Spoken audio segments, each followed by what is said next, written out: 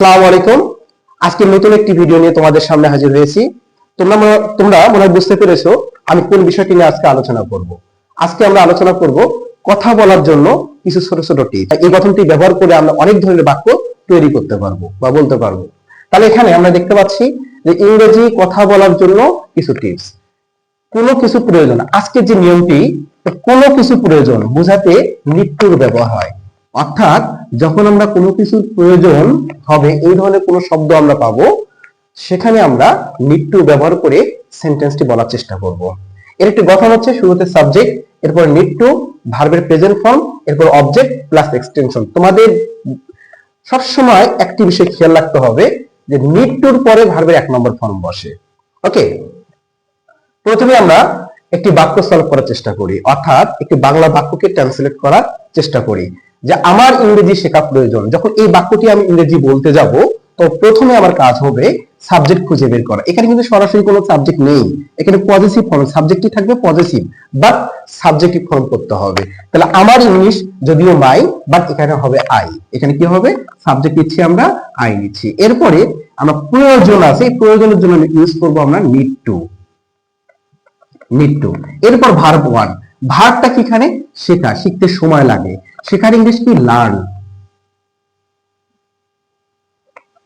এরপর আমরা অবজেক্ট কি পাচ্ছি, ইংরেজি, দ্যাট মিন ইংলিশ। আমরা যদি সহজভাবে বলতে চাই যে আমার ইংরেজি শেখা প্রয়োজন, তা আমি ইংলিশে কিভাবে বলবো, যে I need to learn English. Okay, next sentence, আমার একটি বই কেনা প্রয়োজন। এখানেও কিন্তু আমরা দেখতে পাচ্ছি প্রয়োজন।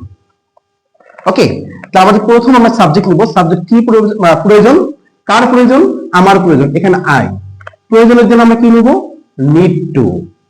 ওকে, এখানে একটি ভার্ব দরকার। ভার্বটি কি, কেনা, কিনতে সময় লাগে, কেনার ইংলিশ কি, বাই।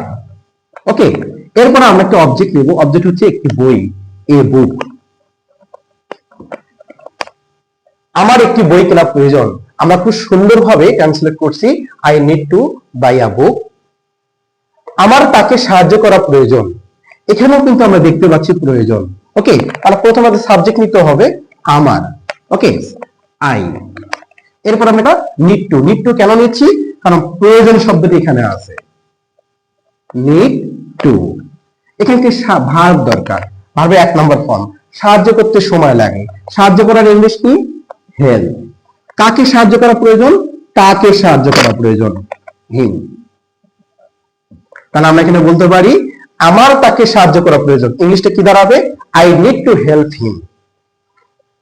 আমার কাজটি করা প্রয়োজন, এখানেও কিন্তু আমরা দেখতে পাচ্ছি প্রয়োজন। ওকে, আমাদের কি নিতে হবে, শুরুতে সাবজেক্ট নিতে হবে। সাবজেক্ট কি, আমার, আই। প্রয়োজন আছে, এই জন্য আমরা কি নেব, নিড টু ব্যবহার করব। এখানে কি ভার্ব প্রয়োজন, ভার্ব কাজটি আর করা, দুটো কিন্তু দুই রকম। যদি কাজ করা হইতো তাহলে কিন্তু কাজ করাটাই আমরা ভার্ব হিসেবে ধরে নিতাম। যেহেতু এখানে কাজটি করা, অর্থাৎ কাজটি হয়ে গেছে নাউন, দ্যাট মিন অবজেক্ট, আর করা শব্দটি হয়ে গেছে ভার্ব। সুতরাং এখানে আমরা কি নেব, ডু। ডুর পর আমরা অবজেক্ট কি নেব, দা ওয়ার্ক। তাহলে আমরা বলতে পারি এখানে আমার কাজটি করা প্রয়োজন, ইংলিশে ট্রান্সলেট করলে কি দাঁড়াবে, I need to do the work. Okay, তোমরা ভালো থাকবে, সুস্থ থাকবে। Thank you very much.